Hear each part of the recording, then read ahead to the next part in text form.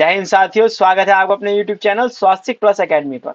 तो साथियों, आज मैं एक नया वीडियो लेकर आया हूं, आधुनिक भारत का इतिहास। साथियों, चाहे आपका एग्जाम यूपीएससी का हो या फिर एसएससी का या स्टेट लेवल का, इससे क्वेश्चन जरूर बनते हैं। तो साथियों, शुरू करते हैं आधुनिक भारत का इतिहास। इसको क्रमबद्ध तरीके से हम यहाँ पढ़ने की कोशिश करते हैं। तो साथियों, आधुनिक भारत का जो इतिहास है वो शुरू होता है 1857 की महान क्रांति से। आपको मालूम है 10 मई को क्रांति शुरू होती है और ये घटना जो है वो मंगल पांडे से जुड़ी घटना है। इसका मैं एक वीडियो पूरा लेकर आऊंगा किस प्रकार ये क्रांति हुई। उसके बाद बात करते हैं 1858 यानी 1858 में भारत ब्रिटिश क्राउन के अधीन हो गया था, क्योंकि इस क्रांति के बाद जो ब्रिटिश क्राउन थी उन्होंने ईस्ट इंडिया कंपनी से भारत शासन ले लिया था और उसकी बागडोर ब्रिटिश क्राउन के हाथों में चली गई थी। तभी से भारत में वायसराय का जो पद है वो माना जाता है। उसके बाद घटना आती है 1885, कांग्रेस की स्थापना होती है। इसमें इस वक्त जो वायसराय थे वो लॉर्ड डफरिन थे और इसकी स्थापना ए ओ ह्यूम्स ने की थी। इसके बाद बात करते हैं हम 1905 बंगाल विभाजन। 1905 में बंगाल विभाजन की घटना होती है। बंगाल को बांट दिया जाता है, उसके टुकड़े किए कर दिए जाते हैं। उसे बांट कर हिंदू पक्ष और मुस्लिम पक्ष में सांप्रदायिक तरीके से उसको बांट दिया जाता है। इसके बाद मुस्लिम लीग की स्थापना होती है 1906 में। 1907 में सूरत अधिवेशन होता है और जो कांग्रेस थी, यही कांग्रेस जिसकी 1885 में स्थापना होती है, ये दो दल में बढ़ जाती है। एक होता है गरम दल और एक होता है नरम दल। इनके मत आपस में एक साथ नहीं आते तो ये गरम दल और नरम दल में बढ़ जाते हैं। इसके बाद मार्ले 1909 में मार्ले मिंटो सुधार होता है। इसमें भारत में पहली बार सांप्रदायिकता के आधार पर वोट करवाए जाते हैं। इसके बाद 1911 में दिल्ली दरबार, इसमें जो जॉर्ज पंचम थे वो आते हैं और इसके उनके आने की स्वागत के लिए दिल्ली दरबार लगाया जाता है। इससे पहले जो कोलकाता थी वो भारत की राजधानी थी, लेकिन 1911 में जब वो प्रिंस आते हैं, जॉर्ज पंचम आते हैं, तो दिल्ली को भारत की राजधानी घोषित करते हैं। 1912 से भारत की जो राजधानी है वो दिल्ली हो जाती है। 1915 गांधी जी का भारत लौटना।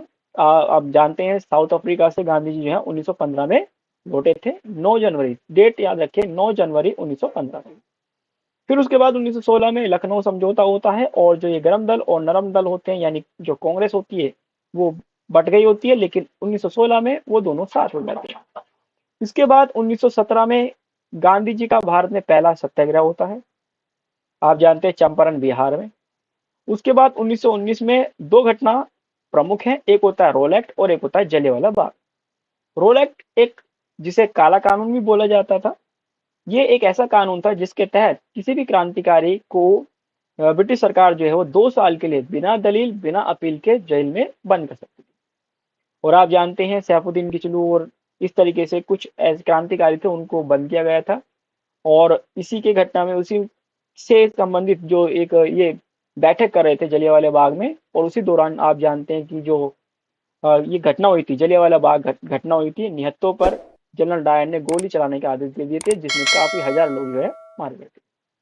1920 में असहयोग आंदोलन होता है। गांधी जी का ये असहयोग आंदोलन शुरू होता है 1920 में। उसके बाद 1922 में चोरा चोरी कांड होता है। आप जानते हैं फरवरी की ये घटना होती है, जिसमें जो क्रांतिकारी थे और जो पुलिस से उनमें झड़प हो जाती है। और जो क्रांतिकारी हैं वो गोरखपुर एक जगह पड़ती है, वहां पर चोरा चोरी एक जगह पड़ती है, वहां पर इन्होंने जो पुलिस स्टेशन होता है उसमें जितने पुलिसकर्मी होते हैं उनको बंद कर और इसमें पुलिस स्टेशन को आग लगा दी थी। तो तभी से ही, और इसी घटना के बाद इसी हिंसा से परेशान होकर या दुखी होकर जो गांधी जी थे उन्होंने असहयोग आंदोलन वापस ले लिया था। इसके बाद क्योंकि सारे आंदोलन ठंडे पड़ चुके थे और कोई भी इस प्रकार की क्रांतिकारी घटना नहीं हो रही थी, तो उसके बाद 1923 में स्वराज पार्टी की स्थापना होती है। सी आर दास और मोतीलाल नेहरू ये जो स्वराज्य पार्टी है उसकी स्थापना करते हैं। 1928 में साइमन कमीशन भारत आता है। आप जानते हैं इसमें सभी सदस्य ब्रिटिश होते हैं। एक्चुअली में ये था क्या कि भारत के लिए संविधान की रचना करनी थी या उसके अंदर संशोधन होना था, लेकिन इसमें एक भी भारतीय नहीं था, जिससे भारतीय नाराज थे और इसके खिलाफ विरोध किए गए थे। साइमन गो बैक के नारे लगाए गए थे। और इसी घटना के दौरान आप जानते हैं कि लाला लाजपत राय जी जो थे उनकी दुखद घटना हो जाती है, वो शहीद हो जाते हैं। इसके बाद भगत सिंह जी और जो बटुकेश्वर दत्त जी थे, उन्होंने असेंबली में बम गिराया था 1929 में। 1930 में सविनय अवज्ञा आंदोलन होता है। गांधी जी अपनी 11 सूत्री मांग एक लेटर लिखते हैं और इरविन को भेजते हैं, लेकिन इरविन जो है वो इस लेटर को नजरअंदाज कर देते हैं, उस पर कोई गौर नहीं करते। फिर गांधी जी ये डिसाइड करते हैं कि कोई एक ऐसा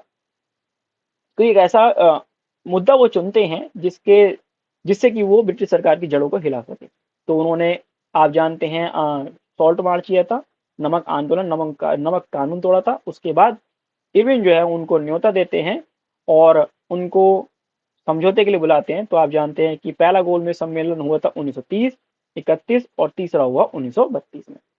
और इसी 1931 में ही गांधी इरविन समझौता होता है।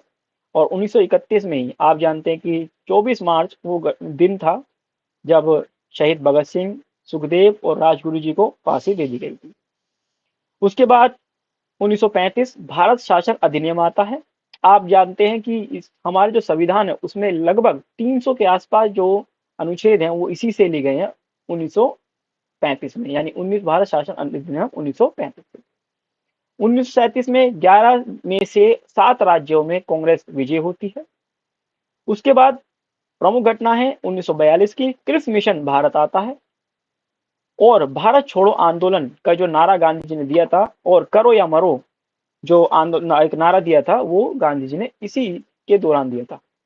लेकिन गांधी जी से पोस्ट डेटेड चेक घोषित करते हैं और ये भारत छोड़ो आंदोलन जो है वो चलाया जाता है 1942 में, और इसी में ही गांधी जी करो या मरो का नारा देते हैं।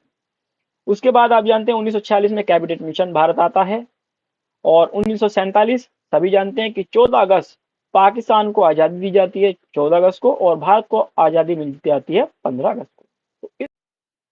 तो साथियों, इस प्रकार हमने आधुनिक भारत के बारे में जाना, उसके कुछ घटनाओं को हमने क्रम से जानने की कोशिश की। इसमें कुछ घटना ऐसी थी जिस पर मैं अलग से एक वीडियो लेकर आऊंगा, जैसे 1857 की घटना है, या जलियांवाला बाग हो, या भारत की आजादी से जुड़ी हुई कुछ घटनाएं हो। साथियों, मैं आशा करता हूं कि मेरी ये जानकारी आपको पसंद आएगी और आपको जरूर सहायता देगी आपके आने वाले एग्जाम के लिए। साथियों, इससे भारतीय इतिहास से जुड़े और भी वीडियो इस YouTube चैनल पर आते रहेंगे। यदि अगर आपको ये जानकारी पसंद आई हो तो लाइक करें, शेयर करें और कमेंट करें। तब तक के लिए जय हिंद, जय भारत।